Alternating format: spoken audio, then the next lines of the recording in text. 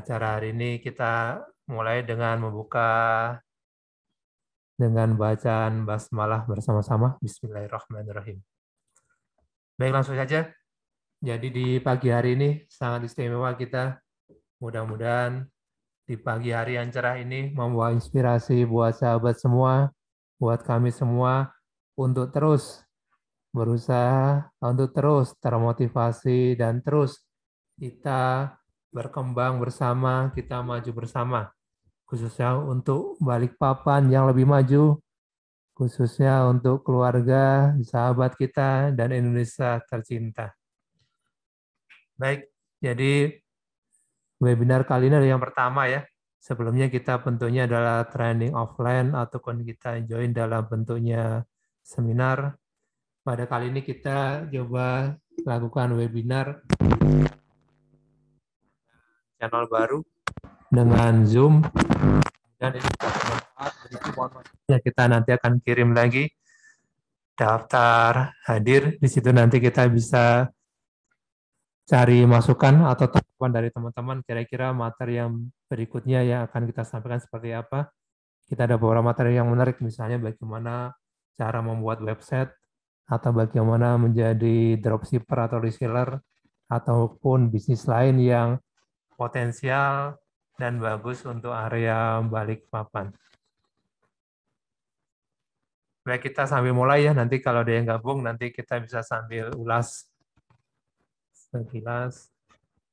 Jadi materi ada di slide, ini pun bisa nanti kami sharing buat yang memerlukan. Harapannya bisa bermanfaat.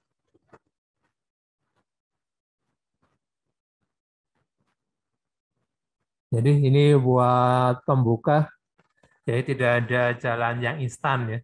Jadi buat teman-teman yang hadir kemudian langsung sukses hanya dengan kita datang webinar atau kita hanya praktek 1 atau 2 jurus ataupun kita membaca buku, maka itu mustahil. Jadi memang mindset buat sukses sangat panjang. Kita minimal bersiap, adaptasi ya. Khususnya kali ini kita di acara atau dalam suasana pandemi, kemudian sudah hampir setahun setengah di seluruh belahan dunia, perubahan dalam segi bisnis, bagaimana mengelola keuangan, mengelola usaha, sehingga dibutuhkan kita strategi baru, kita dibutuhkan energi baru, dan istilahnya bisa pivot ya. Kita yang saat ini susah, bisnis yang mandek, kita perlu check up, kita cek kembali apakah masih potensial, dan bagaimana kita bisa upayakan supaya lebih optimal lagi bisnis kita yang baru. Kemudian responsibility, yaitu tanggung jawab. Kita dalam bisnis harus bertanggung jawab. Kita memberikan janji kita untuk servis yang terbaik, kita memberikan jaminan pada produk kita harus bertanggung jawab, memberikan layanan sesuai dengan tanggung jawab kita. Yang ketiga, tangan di atas. Ya, kita yakin bagaimana kita tujuannya membantu sesama, kita memberi kepada sesama ini lebih baik, kita tangan di atas daripada tangan di bawah. Kemudian 3 pilar khusus di sukses bisnis, tinggikan iman. Kita percaya segala hal kesuksesan dari Allah Subhanahu wa taala. Jadi kita berdoa perencanaan yang baik, kita ikhtiar semaksimalnya, baru kemudian tawakal. Panjangkan ilmu. Salah satunya kita bisa diskusi. Barangkali saya bukannya paling senior ataupun paling pengalaman, tapi kita sharing di sini. Mudah-mudahan dapat manfaat dari teman-teman ataupun dari sahabat. Kita bisa barangkali bekerja sama lebih baik lagi ke depan. Kemudian bagaimana kita bisa lebih kita berusaha bersama untuk hal yang lebih baik. Kemudian lebarkan amal. Tujuan kita bisnis membantu sesama. Kita bisa bekerja bersama-sama. Kita lebih banyak membantu sesama. Kalau sekarang kemanfaatan kita di area terkecil, misalnya di area kelurahan kita, area sekeliling rumah kita, bagaimana amal kita bisa menjangkau satu kecamatan, satu kota Balikpapan, Kalimantan Timur, Kalimantan, dan Indonesia. Ini adalah bagaimana kita lebarkan amal kita untuk menuju yang lebih luas lagi, untuk kemanfaatan yang lebih luas lagi. Jadi demikian ya. Jadi ini track atau dan kondisinya sudah disampaikan di awal. Jadi tidak ada yang sukses dengan tiba-tiba. Tidak ada yang sukses dengan kita mendadak. Kita semua berusaha, kita semua saling support, dan dengan ketekunan, insya Allah kita mendapatkan hasil yang kita upayakan. Baik, kita akan sharing. Ini salah satu video ini kita kemarin buat sendiri terkait kondisi saat ini di mana di masa pandemi dan perubahan baru di era digital. Kita simak sama-sama.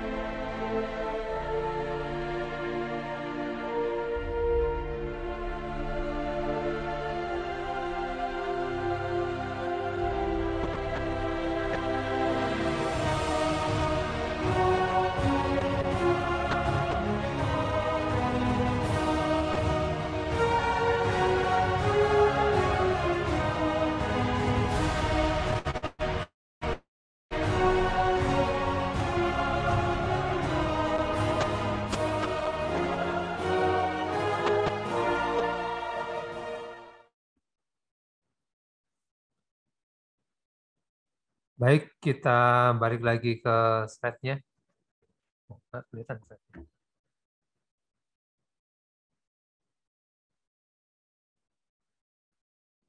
Ini bisa dibantu kah, Mas Hafiz? Baik, tadi kita lihat bersama ya video. Jadi memang era saat ini benar-benar berubah. Oh, sudah.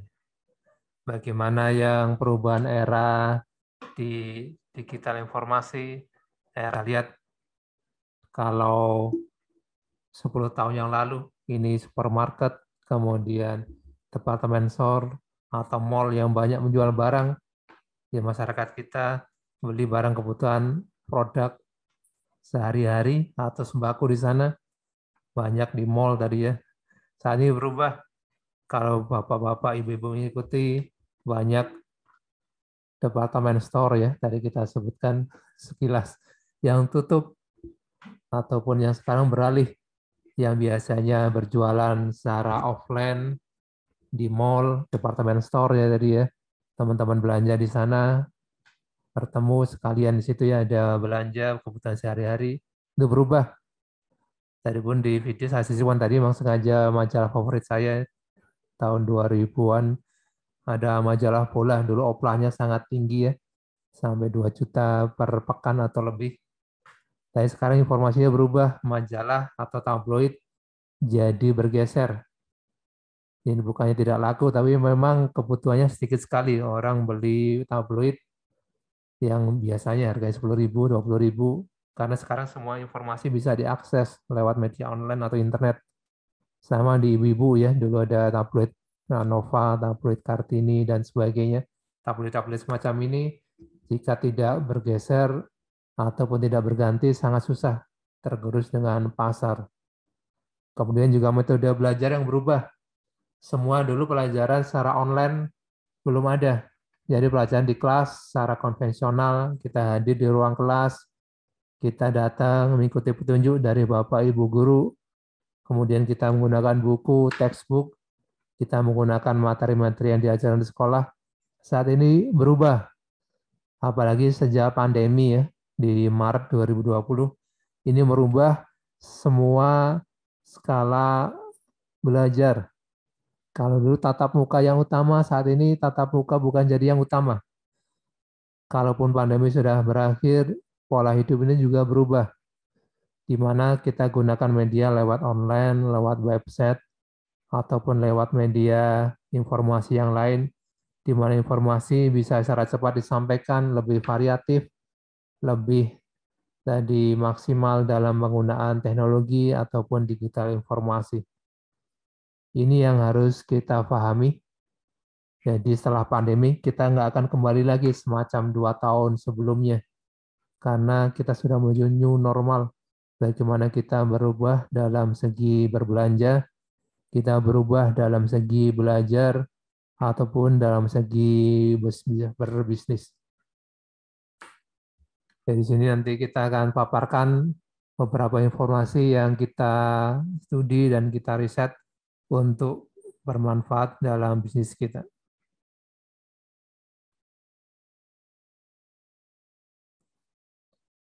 Jadi perubahan tadi akan bertampak pada segala sendi bisnis ya. Ini kita dapatkan di marketing outlook. Jadi bisnis ini semacam roda, ada perputarannya. Ada saatnya turun, ada saatnya naik. Ada saatnya redup, ada saatnya terang. Ada saatnya turun, ada saatnya meroket. Nah, kalau yang nggak meroket-meroket, itu berarti perlu kita review atau kita kaji kembali, Bapak Ibu. Ini kita lihat di bisnis retail, kita lihat ada yang menurun atau fall, ada yang turun di sini. Bahwa ya bisnis yang tentunya konvensional di supermarket ataupun berbelanja secara konvensional pakai paper bag atau plastik, ini sangat menurun. Ini memang era perpindahan. Ya, sekarang menggunakan era kita subscribe ya, atau kita berlangganan, kita teknologinya dengan pengantaran, ataupun on demand market. Kita berbelanja dan dari market yang menyediakan, atau lewat belanja online, atau lewat tadi ya reseller. Ini eranya saat ini. Kalaupun sudah pandemi berakhir, era ini ya yang nanti akan menjadi rise atau berkembang. Kita tidak bisa mengandalkan bisnis yang konvensional dengan membuka misalnya supermarket yang besar, sewa toko yang besar, dengan banyak jumlah karyawan, banyak pengeluaran, di mana pemasukannya belum tentu orang berkunjung, orang berbelanja. Ini yang perlu kita cermati dalam strategi bisnis ke depan. Ini kalau yang sudah besar, kita susah buat pivoting atau kita bergerak. Buat Bapak Ibu yang baru memulai bisnis, Bapak Ibu UMKM, Bapak Ibu yang mau buka usaha, inilah kesempatannya. Bapak Ibu bisa merancang bisnis apa yang paling cocok sesuai dengan pasar dan kondisi saat ini. Tidak perlu sewa toko yang luas, tidak perlu sewa tempat yang luas, tidak perlu sewa karyawan yang banyak. Inilah eranya kita lihat mana yang berkembang. Jadi kita bisa sesuaikan jualan kita apa, market kita apa, kita akan bahas ya. Kita fokus di sana. Kita tidak perlu buat sistem yang besar di pengeluarannya di depan ya. Saya masih ingat ada salah satu rekan kita ya, kemarin saya sempat datang membuka salah satu usaha franchise ya, cukup besar di Balikpapan. Berjualan misalnya ayam goreng, Kentucky, ataupun kentang goreng. Bagus, enak, lokasinya strategis. Ya, sayang sekali saya sampaikan saat ini tidak tepat waktunya, Mas atau Bapak tersebut. Eranya berubah saat ini. Dan sangat susah saat ini jika kita berjualan, kita dengan brand yang baru, di area yang tiba-tiba luas, tiba-tiba membutuhkan pengeluaran yang besar buat sewa, buat bayar pengeluaran, kita harus rampingkan bisnis kita tadi.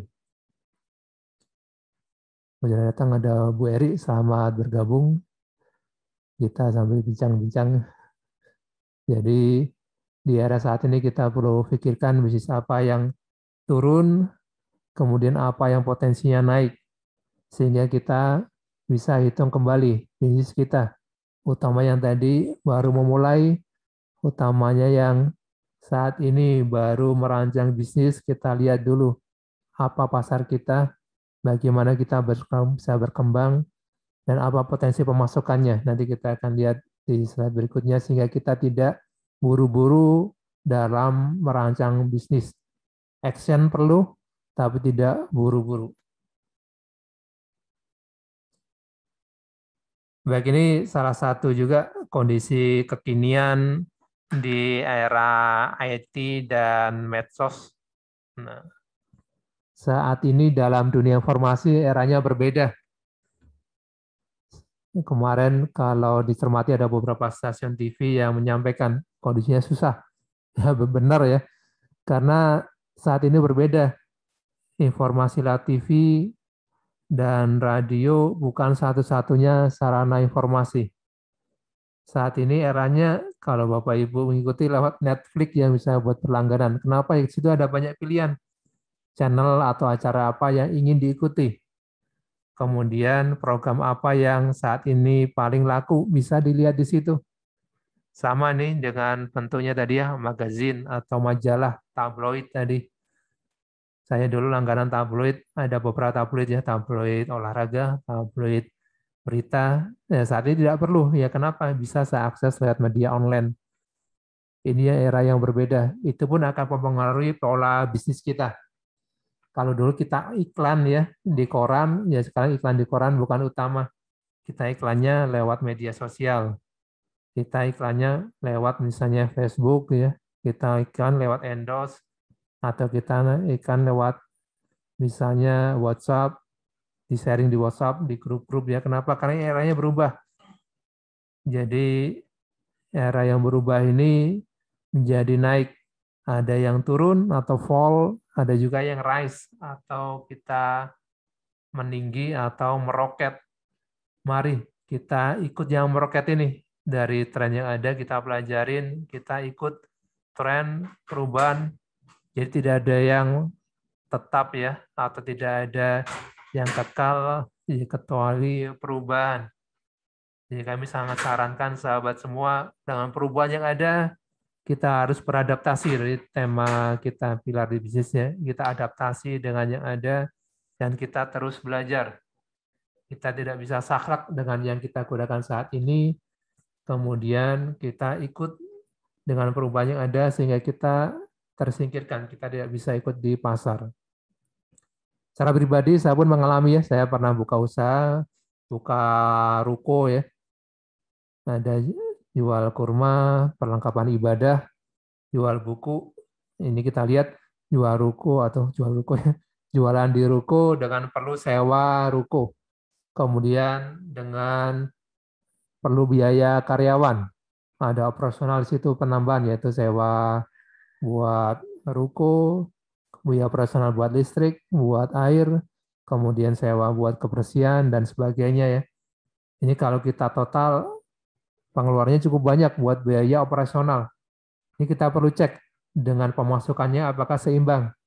Dan ternyata yang benar ya, saya di 2018 kemarin, di 2019, ya rukunya ditutup. Kenapa ya? Ini biaya operasional tinggi tidak sebanding dengan pemasukan. Dan eranya sudah berubah. Saat kita cek, ini uang yang masuk atau pembelian kebanyakan pun dari online ya. Lewat WhatsApp yang paling banyak, kemudian lewat marketplace, ataupun juga lewat langganan yang biasanya sudah pernah belanja, kemudian tanya-tanya lewat grup atau WhatsApp, sehingga pembeli tidak lagi datang ke toko. Pembeli lewat online ataupun lewat berlangganan datang. Jadi kita review atau kita gaji, ya ini nggak perlu lagi nih sewa rukonya nih, yang barangkali sampai 20 juta atau lebih ya. Kalau kemarin sampai 45 juta ya buat sewa ruko. Ya ini perlu kita review, ternyata ya tidak efektif dengan sewa ruko tadi. Ini bisa barangkali bisa dicek di usaha Bapak dan Ibu masing-masing saat ini apa yang diperlukan. Kalau memang kita jualannya, bisnisnya jasa, kita tempat misalnya nih, saat ini yang trennya ngopi dan nongkrong di situ perlu tempat, ya bersilakan. Jadi kita lihat bahwa di situ eranya kita saat ini berubah. Kalau kita sewa tempat dan ternyata tempatnya sepi, kurang strategis, ataupun pembeli tidak lewat toko belinya, maka kita perlu kaji, kita pivoting atau kita berubah. Kita penjualan secara online misalnya, ataupun kalau di tempat itu representatif saja. Kita nyewa ruko yang bersama, bahasa sekarang ngetrennya adalah working space ya. Ada satu tempat itu buat tempat kerja bersama. ataupun kita tempat naruh alamat usaha kita, nggak perlu nyewa toko atau ruko yang besar di situ. Baik, ini kita sederhanakan, ini didapatkan dari media online, Niaga Booster, kemudian kita persingkat sesuai dengan ini autodidak yang kami alami, sekaligus dengan tema yang saat ini diupayakan buat kita semangati di sahabat, yaitu memulai bisnis dengan perencanaan yang baik. Jadi mulai dengan segera tetapi tidak buru-buru. Mulai dengan cepat tapi tidak kita gerasa gerusu ya. Jadi memulai bisnis ini ada 5 poin singkat yang disampaikan ya.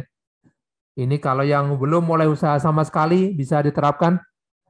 Kalaupun sudah usaha, kemudian ingin lebih ditingkatkan lagi, bisa diterapkan. Atau buat teman-teman di sini yang bingung buat masih usaha apa, bisa nih kita pelajari bersama. Pertama dengan kita cari masalah. Oh, jadi cari masalah ya, kita mau usaha tapi cari masalah. Kedua, dengan kita riset pasar. 3, analisa kompetitor. 4, cari model bisnis. Nah, ini jadi cari model. Kelima, target pasar. Kelima, action.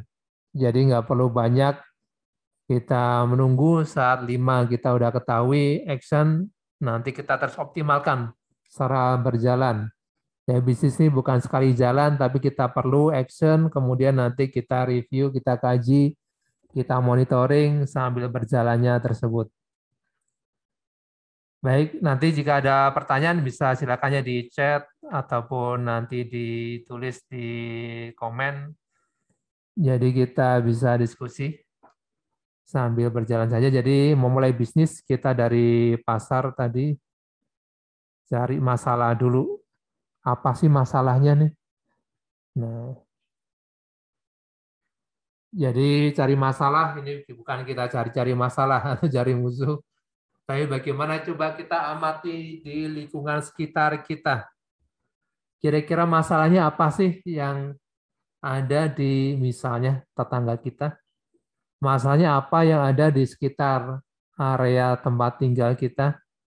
Masalahnya apa yang ada di keluarga kita? Masalahnya apa yang ada di kantor kita, di bisnis kita? Jadi kita cari masalahnya di sini. Jadi masalahnya apa, kemudian nanti kita ke solusinya. Ya kemarin di era pandemi masalah banyak besar, misalnya dari segi kesehatan. Di situ makanya perlu banyak di situ kemarin teman-teman supply ya, misalnya kemarin di awal-awal ya, herbal, kemudian supply misalnya alat pelindung diri ya, masker sempat langka ya. Kenapa? Karena masalah di situ. Teman-teman semua bingung, ini masker tipis, langka. Oh ini buat cari obat-obatan susah. Oh ini buat kemarin hand sanitizer susah. Saya sempat mengalami di tahun kemarin ya, hand sanitizer itu jadi bahan rebutan. Mohon maaf sampai ada yang berkelahi buat berebut hand sanitizer ya.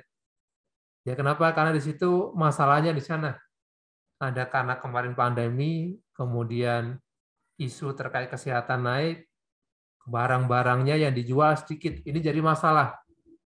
Dan kemarin berbondong-bondong ya, cari maskernya susah. Kemudian hand sanitizer yang susah, atau produk kesehatan yang susah. Sehingga kita perlu kemarin ini inisiasi atau munculkan produk apa buat mengganti produk-produk kesehatan yang susah. Oh, sama datang ada Bapak Hendy. Ini beliau salah satu coach juga pebisnis handal.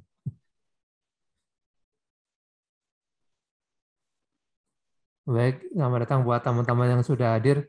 Maaf tadi kita mulai duluan, tadi ada recordnya, jadi nanti yang sudah kelewatan bisa dilihat rekamannya ya. Ya mohon maaf sambil record, jadi rencana nanti kita akan sharing. Ada beberapa teman yang menghubungi nggak bisa ikut ya, karena ada kesibukan kerja dan lain sebagainya, jadi kita record.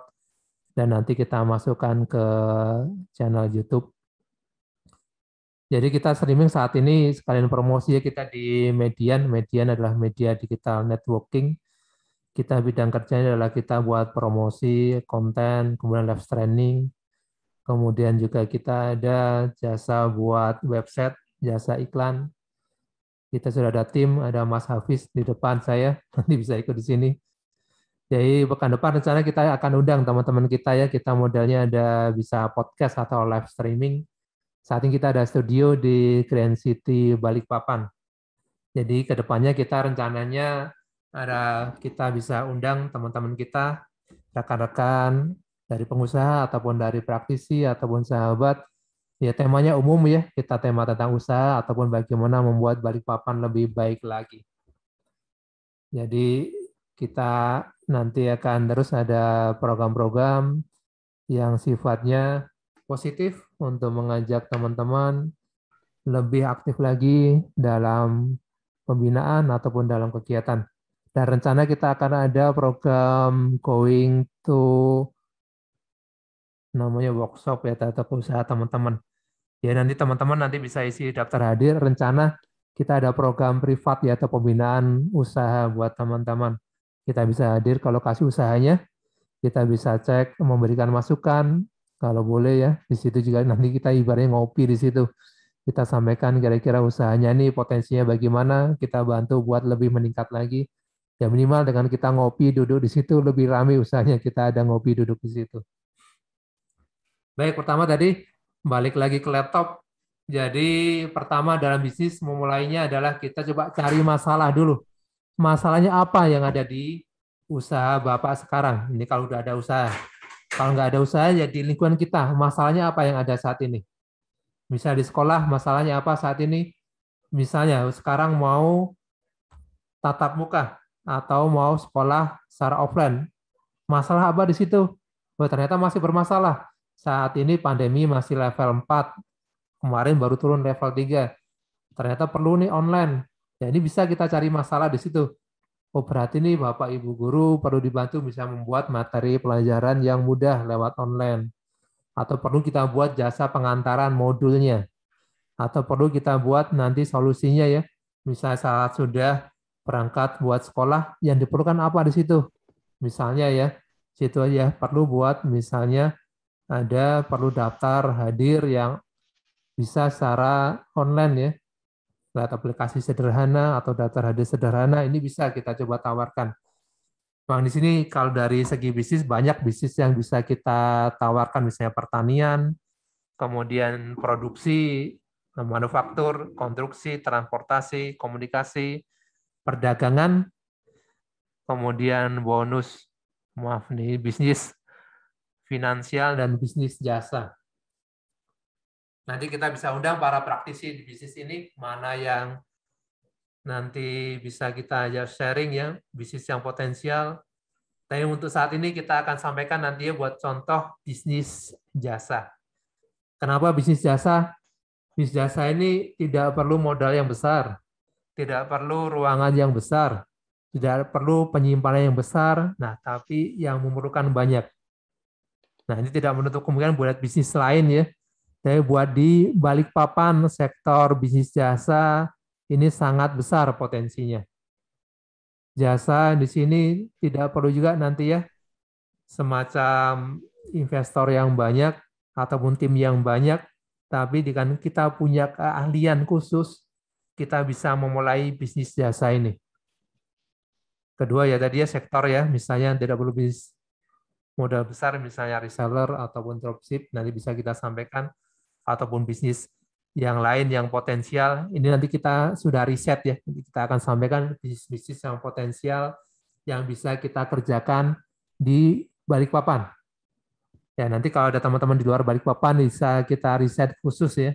Jadi karena kemarin kita sebagian besar dari Balikpapan, 70% yang kemarin mengisi daftar peserta dari Balikpapan. Jadi kita riset di Balikpapan bisnis apa yang cocok, kemudian salah satu bisnis jasa, itu bisnis jasa ada nanti 5 besar jasa yang kita sampaikan potensial untuk kita kerjakan di Balikpapan. Jadi pertama memulai bisnis adalah cari masalah dulu. Coba lihat di sekitar kita masalahnya apa di sini. Ini semacam saya di Grand City. Ini adalah peluang kalau ada yang dengar ya. Saat ini di Grand City banyak sekali teman-teman jalan-jalan. Ya teman-teman di sini olahraga pagi. Yang masalahnya apa di sini cari minuman atau ini ya tempat ngopi yang boleh dibilang murah meriah, kemudian nyaman, kekinian ini belum ada. Kalaupun ada cenderung yang kelasnya ngopi yang kelas tinggi. Jadi teman-teman jadi susah mampir. Jadi bawa minum dari rumah. Jadi coba kita lihat di sekitar kita kalau ada yang jual ya misalnya minuman yang segar, harganya boleh dibilang masih menjangkau. Misalnya kita bisnis teh 2 daun atau yang sekelasnya ya. Ini potensi di sini. Kita bisa gunakan dari potensi yang ada di misalnya di area Balikpapan, misalnya sekarang di area Grand City, kita lihat masalahnya apa nih, bisa kita nanti di situ lihat. Cari masalahnya bagaimana lebih detailnya. Nah, ini ada di slide berikutnya ya. Dengan riset pasar. Nah, ini tadi cari masalah, tadi kita tahu misalnya cari masalah di Grand City sini orang susah cari tempat nongkrong, ngopi yang kekinian, tapi murah. Nah, ini. Bagaimana kemudian ya kita riset pasarnya. Ya, setelah kita cari masalah, kita riset pasar.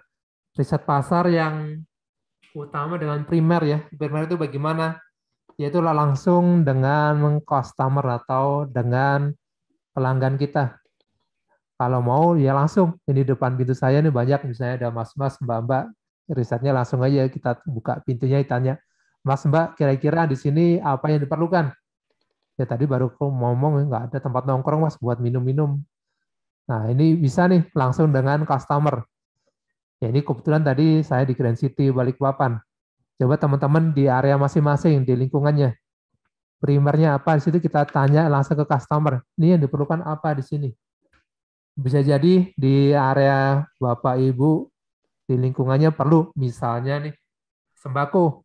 Belum ada toko sembako di sini, Mas. Jauh di situ belanjanya harus ke Balikpapan.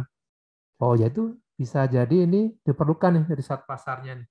Bahwa kita perlu buka toko sembako di situ. Kita riset di area misalnya sekolah. Ini perlunya apa di sini? Oh, saya mau fotokopi jauh situ, harus ke sana, ke kota. Nah, ini kalau kita segera tangkap peluangnya adalah di situ, riset pasar kita dari data primer, perlu fotokopi di dekat sekolah. Kita buka usaha, misalnya fotokopi di situ. Kalau belum, ya nanti kita sebagai resellernya ya, kita bisa jadi agen ya sebenarnya kalau fotokopi ya. Kemudian kita ada di bisnis printing juga, nggak semua mesin itu kita perlu beli. Kita bisa juga nanti kerjasama atau semacam sewa atau kita semacam rental sehingga nanti per bulannya dibayar sesuai jumlah yang kita copy. Jadi yang pertama riset pasar dengan langsung dengan customer atau pelanggan atau area sekitar kita, apa sih yang diperlukan di situ, kita riset. Bahasanya sederhananya tanya ya atau kita teliti, bahasa kekiniannya riset ya. Jadi kita tanya ke pelanggan kita yang diperlukan apa di situ. Sambil kita ngobrol ya, masalahnya apa di sini? Oh, kadang kita kemarin dapat di sini ini kalau di perumahan ya kebetulan saya ini kalau beli misalnya air minum agak lama nih. Kemudian galonnya harus beli. Nah ini peluang. Oh ternyata bisa nggak kalau nanti saya pinjamkan galonnya tapi belinya di saya. Oh bisa. Ya ternyata ada peluang juga. Cuma kita perlu investasi galon misalnya. Jadi ini riset pasar memang diperlukan. Jadi kita tidak tiba-tiba bikin usaha, tapi kita lihat juga riset pasarnya seperti apa.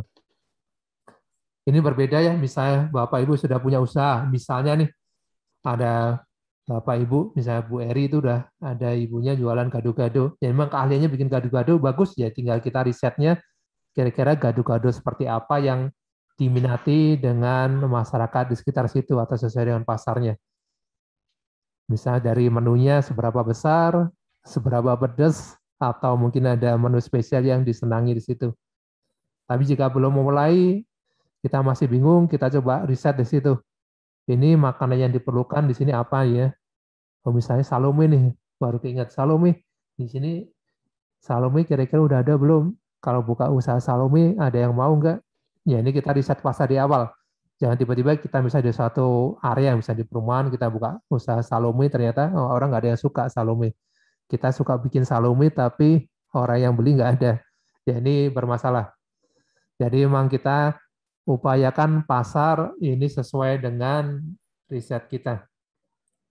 Jadi ibaratnya kalau di teori adalah di pasar sesuai dengan nanti apa yang kita jual. Misalnya pasar sedang memerlukan saat ini jualan sembako, kita jualan sembako. Nah, kita kalau bisa potensi ke sana ya. Tapi misalnya pasar kita selain sembako, perlu nih jualan jajanan kekinian. Misalnya jualan Salome. Kita bisa nggak bikin Salome? Kalau nggak bisa, ya kita belajar di situ. Kalau kita memang ingin masuk ke sana pasarnya Salome. Kemudian yang kedua adalah riset pasar dengan sekunder. Sekunder itu bagaimana? Ini bisa lebih luas ya. Sekunder kita bisa gunakan data yang ada dari data statistik atau dari data tren atau yang saat ini diperlukan di Balikpapan apa. Yang jelas saat ini kita banyak sekali data ini bisa diambil. Misalnya kita bisa dari marketplace, marketplace ada semacam ini ya, ada Shopee, Tokopedia, atau di mana kita berbelanja secara online di situ. Ataupun data dari sosial media ini yang paling hot apa di sini. Misalnya kita punya akun Facebook, kita ketik kata kunci di situ. Saat ini lagu rame apa nih misalnya. Saat ini lagi rame misalnya kopi ya, kita lihat kopi, kita cek kopi ini lagi rame nggak di situ. Oh ternyata banyak sekarang kopi-kopian ya. Kalau di Grand City sini banyak sekali udah usaha kopi-kopian, lagi ngetren. Ini beberapa bulan yang lalu usaha yang tren misalnya boba, kita masukkan kata kuncinya boba di Facebook kita. Banyak nggak boba kata kunci di situ. Dan semakin banyak berarti makin banyak tema tadi dicari, tema tadi sedang digunakan.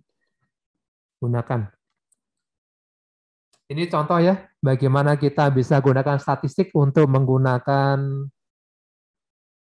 bisnis kita. Misalnya statistik yang ada misalnya ya kita kita bisa lihat di data yang umum ya, kalau kita di kelurahan kita bisa buka di situ. Dari situ usaha yang sekarang lagi banyak apa, kebutuhannya apa, atau dari BPS Balikpapan itu jumlah penduduknya berapa, sekarang usia berapa.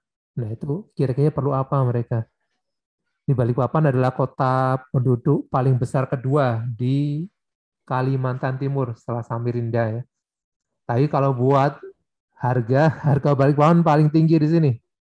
Jadi sebenarnya potensi ya, kita ada 700.000 penduduk yang ada di Balikpapan. Itu potensi pasar kita kalau kita mau main di Balikpapan ya. Jadi jangan main di area kita aja, tapi area Balikpapan misalnya yang agak besar. Kita ada 700.000 penduduk Balikpapan. Kira-kira apa yang diperlukan oleh penduduk Balikpapan?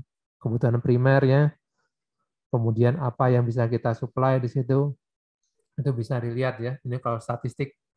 Kemudian ada juga lewat Google, ini lebih mudah ya. Nanti bisa kita coba sharing screen ya. Di Google kita bisa ketikkan kata kunci tertentu dan kita bisa lihat seberapa banyak teman-teman kita yang di Balikpapan yang cari kata kunci tersebut. Ya kemarin kita sempat sharing di Facebook saya ya. Di Balikpapan misalnya kemarin ada Ustadz Abdul Somad ke sini. Kita lihat kata kunci misalnya potong rambut. Jadi termasuk paling tinggi di Balikpapan, termasuk 10 besar jasa yang paling dicari masih potong rambut. Uber Suggest ini mirip-mirip dengan Google Trend, tapi dia lebih spesifik, lebih banyak marketplace. Nanti bisa kita contohkan, kita install aplikasi Tokopedia, Shopee, itu bisa dilihat barang terlaris apa yang paling banyak saat ini. Itu bisa kita lihat ya. Kalau saat ini ya semacam busana ya atau pakaian itu nggak ada matinya. Nah, apalagi ibu-ibu di rumah tapi jualannya atau belinya masih kenceng di sini. Jadi dibilang nggak keluar rumah, tapi ya ini kiriman dari paketnya dari ya jasa kurir ini nggak berhenti gantian kirim. Ya kenapa? Karena ya ternyata market buat baju atau busana ini masih tinggi. Kemudian media sosial ini kita tadi ya di Facebook, IG kita bisa ketikkan kata kunci tertentu, ini bisa keluar barang yang saat ini lagi banyak dibicarakan, lagi tren. Kemudian big data ini data besar ya. Ini kalau bapak-bapak atau ibu senang survei, ini kita ada beberapa aplikasi. gratisan sebenarnya. Nanti akan bisa menangkap misalnya kata apa yang paling banyak digunakan misalnya di Indonesia selama 2021 dan potensinya di 2022 apa itu masih bisa berkembang. Ini jadi kita belajar dari data di situ. Ini tampilannya ya. Ini nanti bisa kita praktekkan kalau Bapak Ibu atau Mas Mbak berminat. Misalnya saya pakai Google Analisis Data. Jadi buat riset jasa Balikpapan, saya masukkan beberapa jasa yang bisa masuk. Ya ini yang paling tinggi, ini sebenarnya agak mengagetkan atau membingungkan. Tapi ya memang ternyata itu yang saat ini. Di Balikpapan jasa yang paling tinggi di set adalah jasa buat website. Jadi emang eranya sekarang berubah ya di Balikpapan. Jadi jasa buat website yang di sini paling tinggi. Jadi ini paling banyak dicari dan saat ini yang menawarkan masih sedikit di Balikpapan. Nah, untuk itu makanya kami hadir, makanya Median salah satu di situ kita ada buka jasa website.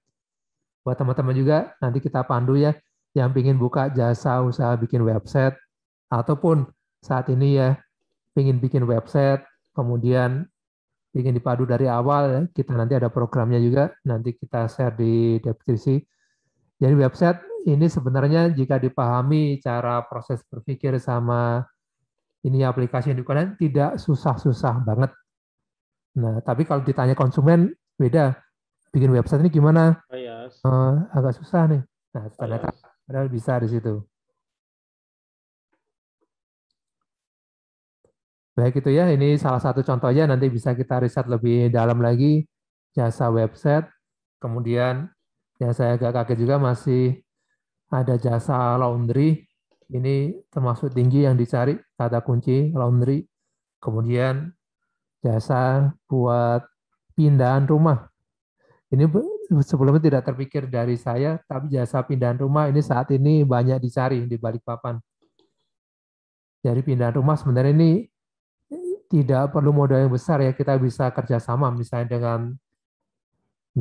dengan tukang yang angkat perabot, jasa sewa misalnya pickup atau truk, jasa misalnya dengan kargo.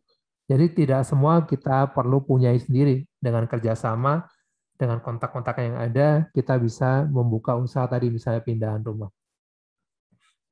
Baik itu ya contoh-contoh jasa sekunder yang kita bisa dapatkan dengan Google atau lewat marketplace.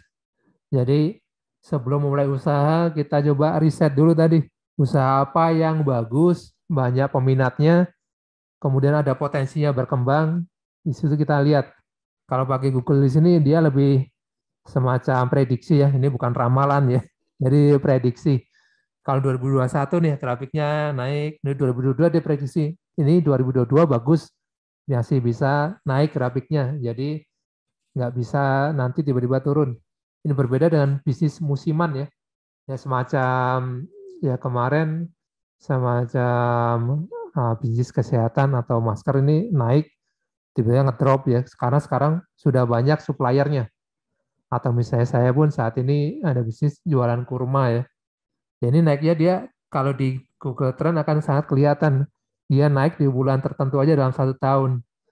Kalau tahun ini bulan Mei, kalau tahun sebelumnya kira-kira Mei sampai awal Juni. Sebelumnya Juni. Kenapa? Yaitu ternyata bulan Ramadan aja bisnis kurma naik. Karena orang memerlukan buat buka puasa, kemudian konsumsi kurma buat selama bulan Ramadan. Ini bisnis berarti yang namanya naik di bulan tertentu. Nah, kita udah pahami, makanya kita misalnya kalau saya jualan kurma, ya saya sediakan stoknya banyak di bulan Ramadan. Kalau selain bulan puasa, ya stoknya ada, tapi tidak banyak. Ya kenapa? Karena pasarnya atau pelanggannya sedikit juga selain di bulan Ramadan. Baik, ini yang langkah kedua ya tadi ya, setelah cari masalah, riset pasar.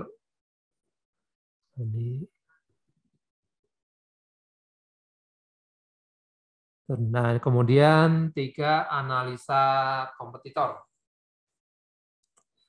Jadi saat kita tadi riset pasar ya, misalnya tadi saya riset di Grand City, ini kebetulan tempat kita sekarang streaming ya, live. Grand City pasarnya pada cari buat tempat nongkrong, buat cari minuman segar. Kita riset pasar di situ. Ada beberapa langkah di sini. Langkah paling utamanya misalnya ada 5. Pertama, kita misalnya identifikasi ada berapa sih kompetitor kita di situ. Misalnya kita di sana ada kopi, misalnya kopi kapal. Di depan ada kopi, misalnya kopi pesawat. Yang sebelah depan ruko lagi ada kopi, misalnya kopi kekinian. Yang keempat ada kopi, misalnya kopi Balikpapan. Jadi kita daftar dulu. Di area pasar kita ada berapa kompetitor di situ. Kemudian tentukan jenis kompetensi. Atau di situ kalau kita bersaing, bagaimana kompetisinya. Apakah langsung, misalnya saya mau buka tadi ya usaha saya, misalnya sarankan tadi kita carinya agak murah, tapi masih kekinian, misalnya usaha teh dua daun ya, atau es teh. Jadi tempatnya kekinian, tapi harganya tidak terlalu tinggi. Ini jasa kompetisinya kita lihat di situ. Kalau sama-sama ada yang sudah buka usaha teh juga, oh ini langsung nih, teh sama teh. Kita ada pasarnya sama, usahanya sama. Beda jika kita misalnya usahanya tidak langsung, tapi di satu tema. Misalnya sama di minuman kekinian yang ada sekarang misalnya kopi atau boba, nah belum ada yang teh. Nah ini kita berarti tidak langsung kompetisinya. Kita ada potensi di situ buat kita kompetensinya ini kita lebih bersaing karena tidak secara langsung kompetensinya. Kemudian cari, nah ini promo dari kompetitor.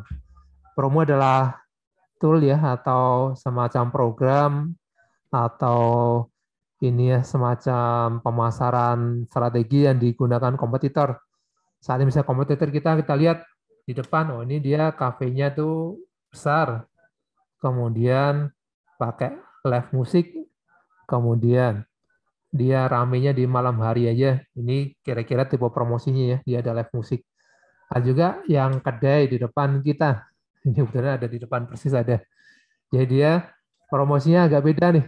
Dia menyediakan meja pingpong. Jadi buat sahabat atau pelanggan yang datang di situ sambil ngopi, sambil main pingpong. Nah ini agak unik ya. Jadi memang tipenya semacam tadi. Dia ada tempat yang lumayan enak, kemudian bisa main pingpong di depannya. Ada juga yang lain.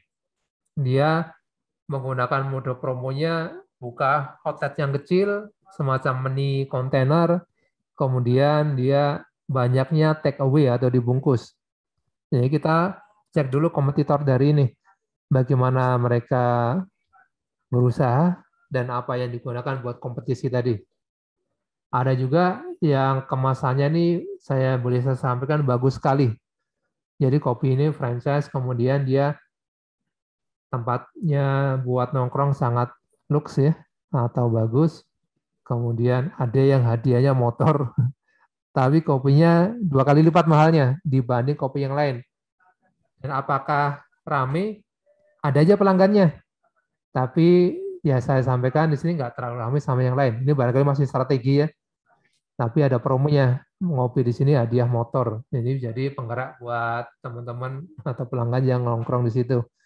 Keunggulannya di situ tempatnya bagus, dapat motor, ya tapi harganya 2 kali lipat. Apakah ada yang datang? Ada. Ya karena memang dia spesialisnya promosinya tadi ya di pasarnya menengah atau ke atas dan ada iming-iming buat hadiah motor tadi di situ. Baik, kemudian yang keempat adalah SWOT ya. SWOT ini adalah analisa buat tahu kelemahan, kekuatan kita. SWOT ada strength. Misalnya kita mau usaha, saya mau usaha di sini ya kayak 2 tahun. Kekuatan kita apa? Strength-nya ya harga kita bisa dibilang kompetitif ya. Belum ada strength-nya itu, belum ada yang jual teh di area ruko sini, area jalan-jalan di Grand City. Strength-nya itu. Weakness-nya apa? Weakness-nya ya tampilan kemasannya ini sederhana, nggak kekinian. Oh ini lagi mati. Baik, sambil kita lanjut aja. Jadi weakness-nya tadi adalah cukup sederhana buat kemasannya. Tapi opportunity-nya apa? Opportunity ini bisa jadi ini berkembang pesat. Kenapa ya? Teh ini dikenal lebih sehat ya. Dia minuman yang menyegarkan, kemudian ada teh sehatnya juga, teh hijau. Ini bagus untuk tubuh. Ini opportunity di situ. Di situ bahwa opportunity-nya kita bisa jual kembali atau pasarkan teh dengan harga yang kompetitif. Kemudian tadi ya ada minuman sehat di situ. Bisa kita gandengkan juga dengan minuman sehat tadi ya. Bisa kita ada makanan sehat, ada sayur ya.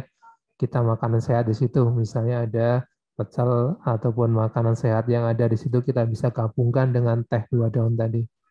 Bisa ada yogurt, misalnya ada ini ya, ada agar-agar atau pasta atau minuman sehat yang lain. Treatnya apa ya? Treatnya saat ini ancamannya ya makin banyak usaha semacam ini. Ada usaha minuman kekinian makin banyak di Balikpapan, di area Green City juga. Sehingga kita harus kompetitif pasar mana yang mau kita masukkan atau mau kita ikutin. Baik itu, jadi ada 4 tadi ya, kita identifikasi, tentukan jenis kompetisi, SWOT ya, analisa kekuatan, kelemahan kita, dan action. Nah, jangan terlalu banyak lagi, tapi action. Jadi dari SWOT yang kita buat tadi, analisa kekuatan dan kelemahan, kita action. Tadi kita bikin bisnis yang bisa menonjolkan kekuatan kita, sekaligus bisa menutup dari kelemahan kita. Sebentar, saya ada iklan sebentar. Ini kita akan coba sharing buat potensi minuman yang ada di Balikpapan yang kekinian dan saat ini bisa bagus. Nah, ini dulu ya. Bagaimana kita menentukan harga, nanti kita ikuti hukum permintaan dan penawaran. Kita lihat sama-sama dulu. Pernahkah Anda bertanya, kenapa ya harga semangkok mie bakso adalah X rupiah? Kenapa juga harga sendal jepit Anda itu Y rupiah? Atau mengapa sih harga tiket masuk bioskop sebesar Z rupiah? Sebenarnya, dari mana sih datangnya harga itu? Dari sekian banyak faktor yang mempengaruhi harga, kali ini kita akan membahas salah satunya, yaitu hukum permintaan dan penawaran. Pernahkah Anda mendengarnya? Secara umum, istilah permintaan bisa diartikan sebagai jumlah barang atau jasa yang diinginkan atau dibutuhkan oleh pelanggan. Sedangkan istilah penawaran diartikan sebagai jumlah barang atau jasa yang tersedia di pasar. Lalu, maksudnya hukum permintaan dan penawaran itu apa? Kira-kira contoh sederhananya seperti ini. Misalnya Anda bayangkan diri Anda sebagai penjual susu murni. Dengan mempertimbangkan berbagai ongkos dan keuntungan yang ingin Anda peroleh, anggap saja Anda menjualnya dengan harga Rp5.000. Orang-orang mulai berdatangan membeli susu murni di kedai Anda. Dari anak sekolahan, ibu-ibu arisan, sampai bapak-bapak yang hobinya badminton. Namun, karena sudah habis terjual, orang-orang jadi pindah mencari susu murni ke kedai pesaing Anda. Wah, ternyata pesaing Anda pasang harga di Rp6.000 dan masih laku juga. Duh, coba kalau Anda nggak kehabisan susu murni. Anda pasti masih bisa jualan, bahkan menambah keuntungan Anda. Anda menghubungi supplier untuk menambah stok susu murni Anda ya? Nah, karena stok sudah tersedia, orang-orang mulai datang lagi ke kedai Anda kan? Permintaan susu murni ternyata sangat banyak ya. Ini jadi kesempatan Anda untuk terus mendapatkan keuntungan yang lebih banyak lagi.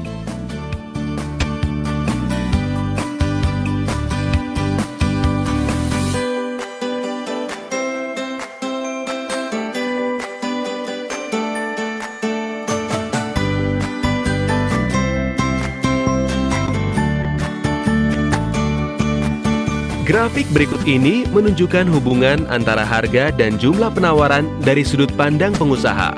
Semakin tinggi harga barang, para pengusaha akan terus menambah jumlah barang dagangan untuk mendapatkan keuntungan yang lebih banyak lagi. Hal ini biasa disebut sebagai kurva penawaran. Tapi, di suatu titik, bila harga barang terlalu tinggi, banyak orang yang jadi tidak mampu untuk membelinya.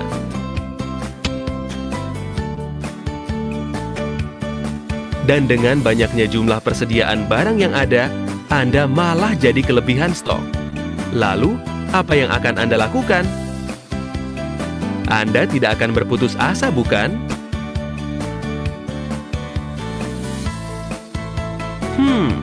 Sepertinya menjual dengan harga lebih murah lebih baik daripada tidak ada penjualan sama sekali, bukan?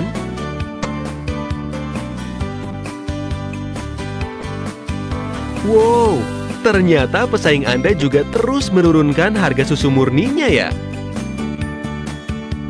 Karena penjualan Anda semakin banyak, persediaan susu murni Anda semakin sedikit.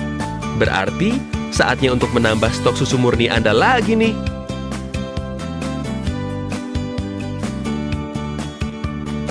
Pada grafik ini ditunjukkan hubungan antara harga dan jumlah permintaan dari sudut pandang pelanggan.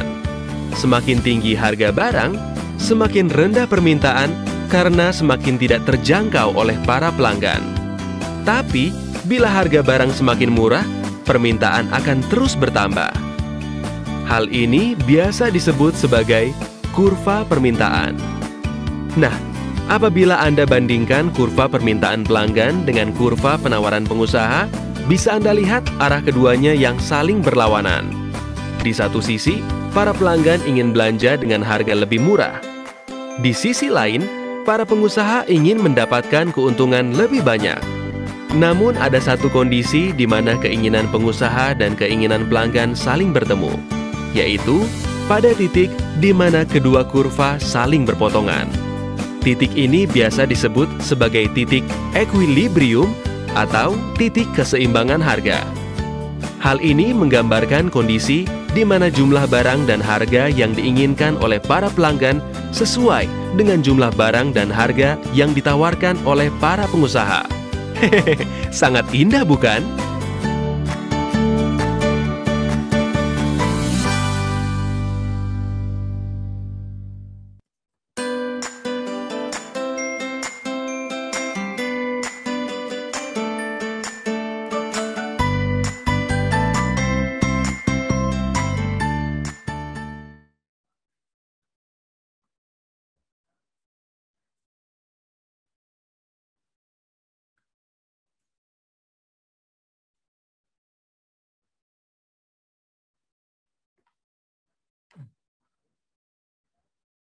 Baik, kita lanjut lagi ya. Tadi ada video dari sekilas bagaimana kita bisa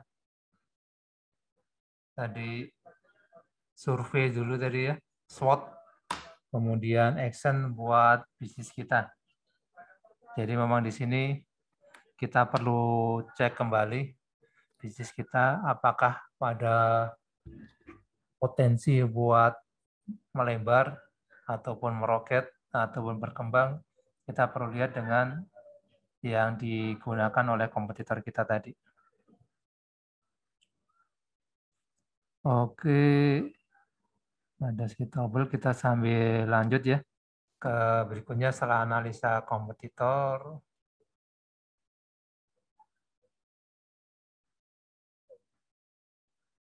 Kemudian dalam model bisnis. Jadi tadi di video sempat kita lihat sekilas dari bisnis kita perlu buat model. Modelnya sederhana ya. Memang kalau yang lebih expert ditulis ada namanya BMC ya. Bisnis model kanvas. Tapi secara umum paling enggak kita harus tahu 3 hal. Siapa customer kita. Kemudian sumber daya kita apa? Kita misalnya perlu toko, perlu karyawan, atau perlu misalnya kendaraan kalau yang buat pengantaran atau kurirnya. Kemudian dari segi dana uang keluar masuknya, itu pemasukannya lewat mana dan pengeluarannya lewat mana. Ini yang perlu kita cross check ya. Jadi 3 ini perlu kita mapping atau kita perlu ketahui dulu sebelum kita nanti ketemu atau kita tahu bisnis apa yang paling cocok.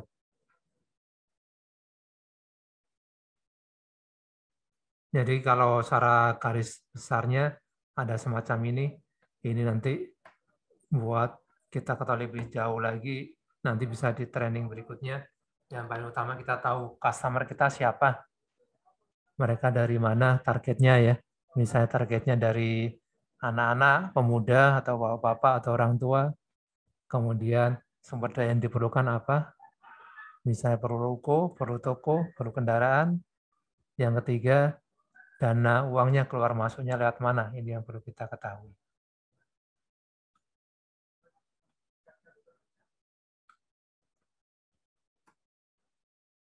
Baik, kita lanjut di berikutnya, target pasar.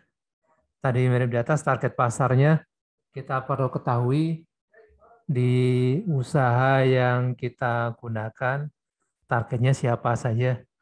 Misalnya ayam goreng, kita ingin buka usaha ayam goreng. Ini misalnya usahanya siapa? Ya ini lebih baik memang yang diperlukan ayam goreng misalnya buat ibu-ibu, buat lauk di rumah. Misalnya ibu-ibu tuh usia berapa? Ya kira-kira ibu-ibu muda. Misalnya 24, usia sampai 34. Karena kalau yang lebih senior misalnya sudah kurang suka nih buat ayam goreng misalnya. Areanya mana Balikpapan, kemudian minatnya apa? Yang minat fast food atau minat ayam goreng atau makanan yang cepat atau mudah disajikan. Kemudian gunakan metode jualnya lewat apa? Misalnya lewat WA. Kemudian misalnya kita jualan produk tertentu, misalnya jilbab, ini jualannya beda sama kita jual ayam goreng tadi. Ya kenapa? Ya targetnya bisa jadi spesifik. Ya jilbab kekinian ya, yang gaul. Biasanya buat ibu-ibu muda atau remaja putri, atau misalnya buat ini yang belum menikah, ini bisa kita nanti umurnya kita kasih spare-nya antara 15 sampai 27. Kemudian minatnya juga lain ya, misalnya minatnya yang kekinian, hijrah, itu islami, fashion, kita bisa ke situ dan metodenya bisa kita gunakan metode yang lain buat berjualan. Baik itu buat ini ya, buat 5 tahapan tadi buat kita memulai usaha. Pertama cari masalah, kedua riset pasar, ketiga tadi ya cek kompetitor, kemudian keempat tadi, nah ini kita lihat tadi, bikin model bisnisnya. Jadi model bisnis kita tahu customer kita siapa, kemudian sumber daya yang diperlukan apa, kemudian dana masuk dan keluarnya lewat mana, dan kelima target pasar. Ini dengan 5 ini kita sudah punya modal buat action tadi ya. Jadi dengan action tadi kita sudah tahu kira-kira pasar kita siapa, pelanggan kita siapa, yang dijual apa, dan bagaimana cara memasarkan, kita sudah ada di situ planningnya. Dari action ini nanti kita akan evaluasi bertahap. Jadi tidak hanya bisa sekali jalan ya, tapi nanti bisa dengan sekali jalan tadi kita evaluasi lagi, kemudian dioptimasi. Nah, dioptimasi ya, karena ini eranya sudah era baru, era kita digital informasi, maka jualnya pun baru pakai digital marketing. Jadi tips-tips cara-cara baru tadi perlu digunakan buat dongkrak penjualan.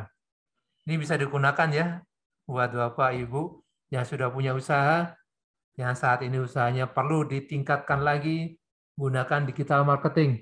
Kita promosi lewat online, kita strategi jualan lewat informasi media online, kita jual misalnya lewat WhatsApp, media sosial, marketplace. Ya yang sudah laku bisa lebih laku lagi. Yang belum laku, mudah-mudahan laku. Karena saat ini semua harus mendukung buat digital informasi atau digital marketing. Baik, ini silakan jika ada yang bertanya ya, bisa sambil di chat, sama ada daftar hadir, bisa diisi. Ini ada daftar hadir, nanti kita diisi kira-kira tema apa yang diinginkan atau tema yang disukai untuk insya Allah buat materi berikutnya di pekan depan. Atau ada pingin privat sesi, misalnya jasa buat website privat atau yang lain bisa ditulis di situ, sehingga nanti kita bisa kami kerjakan. Dan jangan khawatir, program kita direncana adalah 100% gratis ya. Karena kita ingin kita maju bersama, mudah-mudahan nanti kita bisa kembangkan usahanya, kita maju bersama. Nah, untungnya dari mana ya? Untungnya kita membuka banyak jaringan. Misalnya Bapak Ibu nanti perlu buat website, jadi kita buatkan, misalnya kita buat bantu pasarkan produknya juga.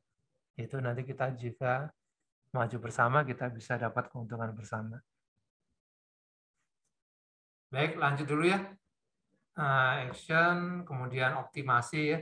Optimasi ini yang Bapak Ibu sudah nanti jalankan usahanya, setiap minimal 1 bulan sekali harus dicek kembali usahanya, dioptimasi lagi.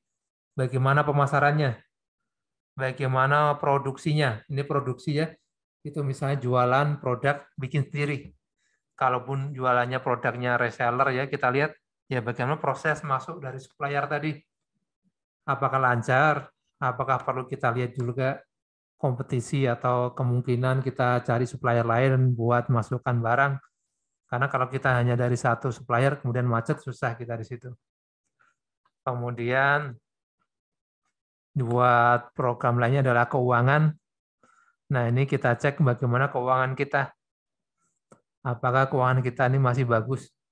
Ini penting sekali makanya buat para pelaku usaha, khususnya yang baru memulai, perlu dicatat. Jadi rumus sederhananya, catat yang kamu kerjakan dan kerjakan yang kamu catat. Apalagi masalah uang. Ini sering sekali kita di akhir bulan misalnya ada uang, kita cek ini banyak. Ternyata karena nggak dicatat, kita ternyata ada utang ya. Utang kita buat bahan baku atau kita ada utang misalnya buat beli bahan buat dijual kembali. Nah ini kita berbahaya jika kita nggak mencatat. Ternyata uang yang banyak tadi ternyata ada tanggungan yang perlu kita bayar. Apalagi misalnya kita punya karyawan, tanggungan gaji karyawan. Kalau tidak dicatat, nah ini berbahaya. Karena tadi belanja kita bisa stop karena uangnya itu habis buat kita keperluan rutin yang belum dianggarkan. Kemudian rutin kita juga perlu cek SDM kita, sumber daya manusia. Jadi karyawannya kita rekrut ataupun kita sendiri ya, kita perlu upgrade, kita perlu cek kembali diri kita, karyawan kita, apakah perlu kita kembangkan lagi. Jadi kalau kita gunakannya ada saat ini ya seperti itu aja kondisinya. Kalau kita mau lebih naik ya kita perlu tingkatkan lagi pengetahuan kita, cara berpikir kita, barangkali ada strategi yang baru yang perlu kita terapkan. Apapun di operasional ya, ini kita cek di operasional kita. Apakah dengan sekarang udah efektif misalnya kita buka toko, kita buka ruko, kemudian kita gunakan buat program sehari-hari. Baik, itu buat optimasi. Ini masuk kita ke materi digital marketing. Ini silakan jika ada yang bertanya ya atau diskus atau lewat channel dipersilakan.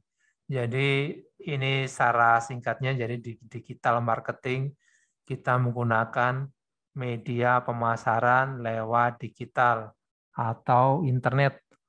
Jadi saat ini eranya era digital, kita lewat website, lewat internet, lewat WhatsApp, marketplace, lewat toko online. Jadi itu adalah termasuk digital marketing. Tujuannya apa? Menarik konsumen sama seperti konvensional ya. Kalau 20 tahun lalu kita kasih brosur di jalan-jalan, atau saya ada ingat pakai pesawat, dia sebar brosur ya. Jadi ada juga yang gunakan tempel di majalah dinding atau pengumuman. Dan sekarang akhirnya berubah. Digital marketing kita gunakan media online, media digital buat informasi atau berjualan tadi. Kenapa pakai digital? Ya ini kita ada 150 juta pengguna internet di Indonesia. Kalau di Balikpapan tadi kita ada 700.000 penduduk. Kita ibaratkan 50%-nya, 350.000 itu menggunakan internet. Jadi pasar kita 350.000 tadi. Kalau Bapak Ibu tidak menggunakan digital marketing, maka kehilangan potensi pasar yang 350.000 buat di Balikpapan. Kemudian ada 150 juta pengguna sosial media. Ini sama, selain internet, pakai sosial media. Yang paling umum sekarang adalah WhatsApp, Facebook, ya, IG, ini yang 3 media yang lain. Sekarang baru ada tren TikTok ya. Ya ini kalau belum suka atau belum bikin TikTok, ya emang ini temanya agak misalnya anak-anak muda dan kekinian, tapi itu saat ini terus bertambah jumlah penggunanya. Jadi tidak ada salahnya kalau kita pasarkan, ya ini media TikTok buat promosi misalnya produk kita, ya ini sebagai sarana buat menambah channel buat berjualan. Ini media-media yang paling umum digunakan memang saat ini WhatsApp ya, marketplace bisa kita riset di Tokopedia, Shopee, FB, IG, atau Google Business. Lewat juga kita GoFood. Nah, ini yang saat ini tren ya, khususnya di era pandemi, banyak bapak-bapak, ibu-ibu yang kesulitan jika belanja keluar. Bisa jadi karena memang susah ya aksesnya keluar, ataupun ada yang isolasi mandiri di rumah, ataupun sedang kurang fit, sehingga buat keluar rumah susah, makanya gunakan jasa GoFood, GrabFood, ataupun jasa kurir. Ya, ini yang perlu kita cek ya. Kemudian pakai juga misalnya iklan berbayar. Ya, ini yang pengen spesifik, pengen belajar iklan berbayar, ada juga nanti di deskripsi bisa dicek. Dengan iklan berbayar kita bisa copy paste atau kita bisa nanti model bisnis apa yang kita gunakan bisa kita iklankan sesuai dengan potensi pasar kita.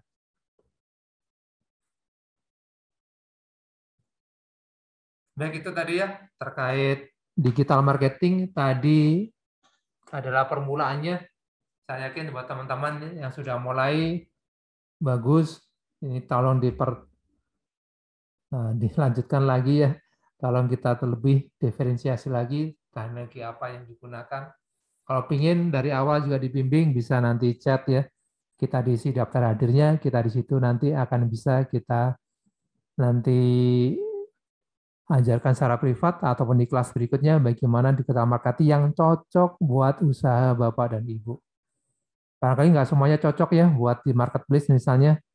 Nggak semua cocok pakai GoFood, tapi kita coba lihat nanti mana yang paling cocok buat bisnis atau usaha Bapak. Baik, kita mulai sekarang. Ini sedikit contekan 5 bisnis jasa terlaris di Balikpapan. Nah, jadi ini kita dapatkan dari data sekunder ya, dari Google Analytics. 5 jasa ini terlaris paling banyak dicari di Balikpapan di 2021 dan diprediksi di 2022 masih bagus. Ini 5 bisnis jasa terlaris di Balikpapan. Kita lihat sama-sama bersama ya.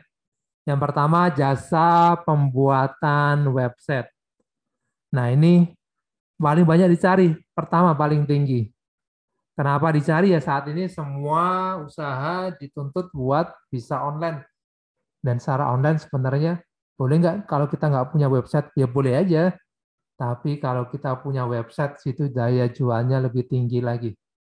Ya kenapa? Karena orang percaya di situ. Kita bisa beli lewat website atau kita cek profil usahanya di website. Itu pun sama kalau kita nggak usaha yang baru kita mulai ya. Kita bisa ada usaha yang kita mulai sebelumnya, misalnya usaha sekolah, usaha misalnya laundry, usaha kita misalnya jasa titip, usaha misalnya kosmetik, ada usaha kita sekarang ya emas ya. Itu semua kalau kita pasarkan secara online, kita punya website itu lebih bonafit, orang lebih percaya di situ. Jadi usaha ini lebih banyak dicari dan potensinya tinggi saat ini. Kemudian modalnya kecil.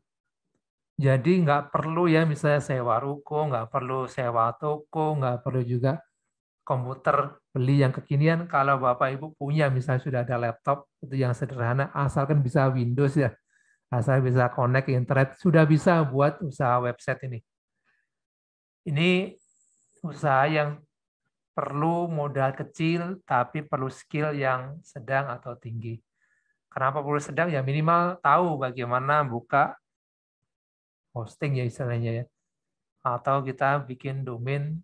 Ini nggak perlu kita sampai bikin sendiri, tapi kita beli. Tapi kita beli di mana itu ada beberapa nanti yang bisa kita rekomendasikan ya. Murah tapi bagus ya. Dan menawarkan misalnya pasca jual yang menarik. Misalnya ya ada jasa misalnya pembantu dari teknisinya kalau kita ada masalah dibantu di sana. Jadi di Median pun kita ada jasa buat website ini. Dan kita mengajarkan juga buat website. Misalnya Bapak, Ibu ingin buat website, ya ini bisa nanti kontak Japri, ada nomor saya di bawah, ataupun media sosialnya. Buat website itu nggak terlalu susah. Jadi misalnya kita ada bahasanya adalah kita hosting adalah alamatnya itu di mana, kita perlu beli alamat itu di mana, kemudian kita beli domainnya misalnya ya. Kalau belum perlu domain, misalnya kita yang gratisan pun bisa di situ ya. Bisa kita balikpapanunggul.com ya. Kalau kita nggak mau pakai itu, pakai yang murah pun atau tidak berbayar bisa, misalnya apalagi Blogspot ya. Bisa balikpapanunggul@blogspot.com. Jadi kita isi tampilannya, ini tidak berbayar, cuma perlu keahlian. Nah ini saat ini paling banyak dicari dan dijualnya mahal ya, minimal 750.000 sampai 1 juta buat satu website. Padahal kalau orang tahu sederhana nih. Jadi makanya kalau ada yang tanya, Bapak Ibu misalnya sekarang mau jualan jasa website, bikin website ini bagaimana? Pura-pura dulu, susah nih kayaknya nih. Kira-kira segini Bapak Ibu. Jadi ya memang ini perlu keahlian. Tapi kalau sudah tahu ya bisa digunakan atau dipasarkan dan potensinya besar di situ. Jadi bisa diiklankan ya lewat online, marketplace, lewat WA bahwa kita jualan website. Kemudian yang kedua, ini yang masih laku dan potensinya besar, les privat.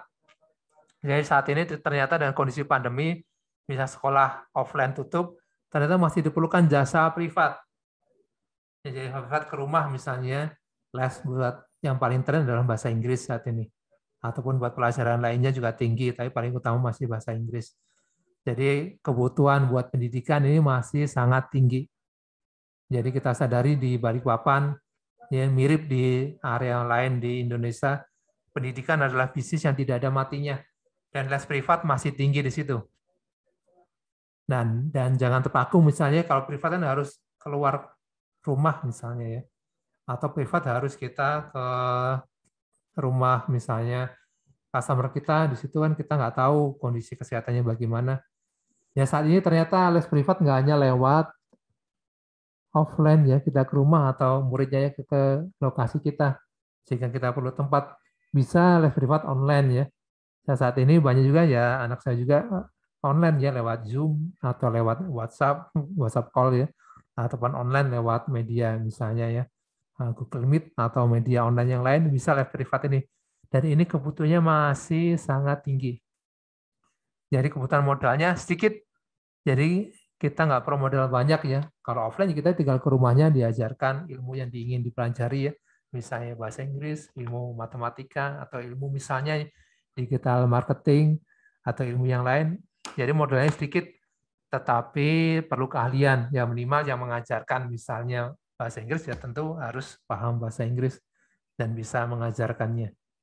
Sama kalau kita digital marketing, ya kita pelaku juga digital marketing, ya kita ajarkan dari ilmu yang kita pelajari dan sudah kita praktekkan. Promosinya lewat apa? Lewat brosur, lewat sosial media, lewat webinar. Kalau perlu cetak brosur bisa di printing, ini salah satu bidang usaha kita ya. Jadi brosur juga nggak ada matinya, kenapa? Ya karena orang masih perlu. Lewat online pun perlu, brosur bisa jadi langsung ke customer. Kemudian yang ketiga, dari rating yang paling banyak dicari adalah laundry. Jadi yang punya jasa laundry ini kesempatannya laundry jangan tutup dulu, barangkali sekarang sepi ya, barangkali perlu kita foles lagi aja bagaimana strategi penjualannya. Kalau yang mau buka, tolong disurvei tadi ya, lewat 5 langkah tadi, cari masalah tadi, riset pasar, kemudian cek kompetitor tadi ya, buat model bisnis, kelima tadi target pasarnya tadi. Jika memang tadi bagus di area Anda laundry, belum ada, kompetisinya juga masih bisa masuk, buka jasa laundry ini. Saya sarankan sekarang laundry yang paling banyak dicari adalah laundry yang cepat, kemudian bisa antar. Sekarang memang semua konsumen pinginnya dilayani. Jadi pinginnya udah cepat, bisa diantar, murah. Nah, nggak ada kalau murah ya. Tapi mereka bisa menanggung biayanya tadi, kalau cari yang murah, tapi nggak bisa antar, mereka mending yang bisa antar aja tuh. Ya memang kita menawarkannya lebih jasanya. Kita bisa antar lebih cepat. Nah ini konsumen sedang mencari. Bagaimana modalnya? Ya ini sedikit informasi modalnya memang perlu modal menengah. Ya minimal kita laundry perlu mesin cuci. Kalaupun nggak perlu ini ya, misalnya tempat yang besar, tapi dia perlu peralatan tadi. Bisa misalnya kita sharing ya, misalnya dari beberapa teman, buka satu usaha laundry, ya dia minimal perlu mesin cuci ya, perlu nanti buat setrika, perlu tempat buat melakukan pekerjaan, tidak perlu tempat yang luas, jadi ruko atau yang strategis, tapi yang penting dia menempatkan mesin cuci tadi. Jadi yang utama dia perlu peralatan, kemudian perlu tempat penyimpanan yang lumayan buat mesin cuci kita. Keahliannya sedang ya, jadi kita perlu operasional buat mesin cuci tadi, kemudian kita pasarkan lewat ini ya brosur, kemudian media sosial dan online. Yang keempat, ini sebenarnya saya baru dapat kemarin dari riset ya, dan agak shock juga, ternyata ini potensinya sangat besar, jasa pindahan. Ternyata saat ini pindahan warga sangat tinggi frekuensinya dibanding sebelum pandemi.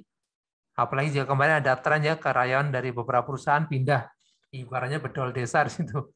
Jadi berapa rumah langsung pindah, dan pindah bukan orangnya aja, barangnya juga pindah di situ. Jadi di sini kebutuhan modalnya ada yang menengah sampai besar. Kalau menengah misalnya ya kita perlu misalnya nih sewa kendaraan, dan sebenarnya nggak perlu sewa. Kalau kita ada customer yang kita bilang kita punya jasa pindahan, ya kita rekrut karyawan yang bisa membantu packing, kemudian kita koordinasi dengan kargo, bisa lewat kargo buat pindahan, tapi kita bertanggung jawab memastikan barangnya di-pack, kemudian diangkut ke truk atau jasa pindahan, sampai ke lokasi di sana ada yang menerima. Itu kalau luar kota, tapi kalau dalam kota ya kita tinggal memastikan barangnya di-pack, kita kontak misalnya jasa angkutnya, kemudian kita terima di barangnya di mana di tempat tujuan pindahan. Itu ya jasa pindahan, skillnya sedang kira-kira kita sebarkan lewat brosur, lewat juga sosial media. Ini yang barangkali ini sebenarnya keahliannya tidak perlu khusus ya, cuma kita perlu perlebar jasa pemasaran kita, jadi kita dapat customer atau konsumen ya. Insya Allah kalau kita melayani secara baik, dan yang paling penting di sini adalah terpercaya ya, karena kita membedakan barang orang. Jangan sampai ada barang yang hilang, apalagi hilang dan rusak, ya insya Allah kita dapat kepercayaan akan direkomendasikan dari customer kita ke customer yang lain. Kelima, yang terakhir, reseller dan dropshipper. Apa bedanya reseller dan dropship? Nah ini, ada yang bisa bantu? Ini ternyata dari yang jawab nih. Ada hadiahnya, kalau ada yang bisa bantu jawab. Apa bedanya reseller dan dropshipper? Kalau ada yang bisa jawab atau diskusi, dipersilakan, ada hadiahnya khusus hari ini.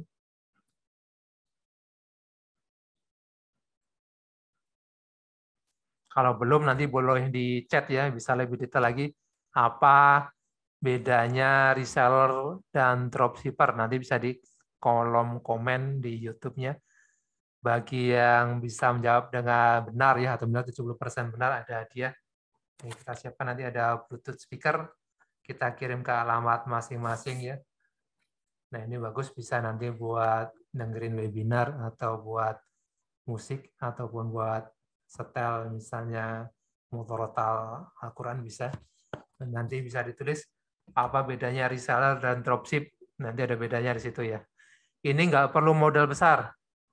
Nggak perlu juga keahlian yang benar-benar khusus, sedang ya. Tapi kalau kita ingin lebih dalam lagi, kita minimal tahu produknya, kita tahu produk knowledge-nya, kemudian kita juga tahu bagaimana memasarkan, nanti kita bisa terus berkembang sebagai reseller dan dropshipper di situ. Ini potensinya besar di Balikpapan. Dan ini produknya bisa apa saja di sini ya. Dari produk kecantikan, ada produk makanan, produk support pendidikan, produk kesehatan. Ya kita bisa riset tadi ya. Produk apa yang cocok, jasa apa yang cocok, kita sebagai reseller dropship di situ. Dan jangan salah ya, ada reseller juga buat jasa. Kalau Bapak Ibu lihat, misalnya kita lihat di internet, misalnya ada jasa, misalnya nih cat mobil, ada jasa misalnya tambal ban, yang ada di situ bisa jadi bukan penjual sebenarnya ya, reseller ada. Dan ini belum banyak di Balikpapan. Kalau Bapak Ibu sebagai reseller jasa bisa masuk ke situ. Termasuk 4 yang lain tadi ya. Ada laundry, ada kita jasa website, ada kita jasa misalnya tadi pindahan. Kita bisa jadi resellernya. Tapi kita ya memastikan ya kita punya jasa yang bagus tadi, kita kerjasama sehingga nanti bisa dipasarkan kembali jasa reseller jasa tadi. Baik, itu kira-kira buat tema kita hari ini. Kita buka sesi 5 menit ya buat tanya dan jawab secara online ya. Jika tidak ada, nanti secara offline kita bisa gunakan buat nanti diskusi.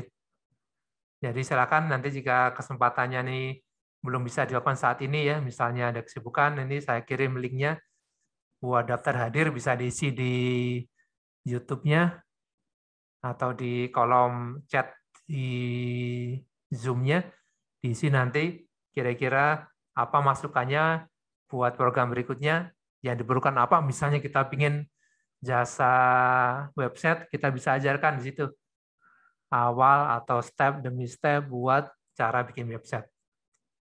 Nah, ini bagus nanti dari yang pemula bisa lihat bagaimana website dibuat dan nanti bisa dipasarkan juga. Ataupun mau jadi bagian dari tim median ya. Jadi kita ada tim juga median dan Bprinting, di situ salah satunya adalah jasa website ataupun jasa branding, bisa menjadi bagian dari tim kita untuk memasarkan produk atau buat website tadi. Baik, itu dari kami buat hari ini.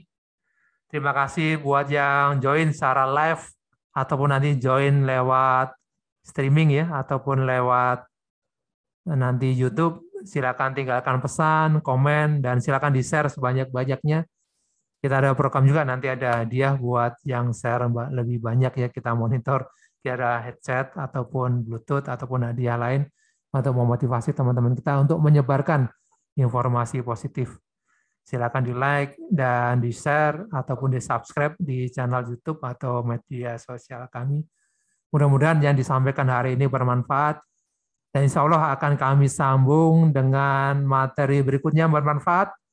Materi berikutnya yang kekinian. Mudah-mudahan ini bisa meningkatkan bisnis Bapak, bisnis Ibu, dan kita sama-sama kita berusaha memajukan lingkungan sekitar kita. Oh, terima kasih dengan Coach Hendy yang hadir. Insya Allah kita coba atur jadwal, mudah-mudahan bisa nanti podcast bareng sama Coach Hendy di lain kesempatan. Jadi kita ada sarana, kita bisa sama-sama ngobrol bersama. Baik, itu dari kami. Kita berdoa bersama-sama, mudah-mudahan kita semua dihindarkan dari kesulitan, dihindarkan dari musibah. Kita semua diberikan rezeki yang cukup, rezeki yang berkah.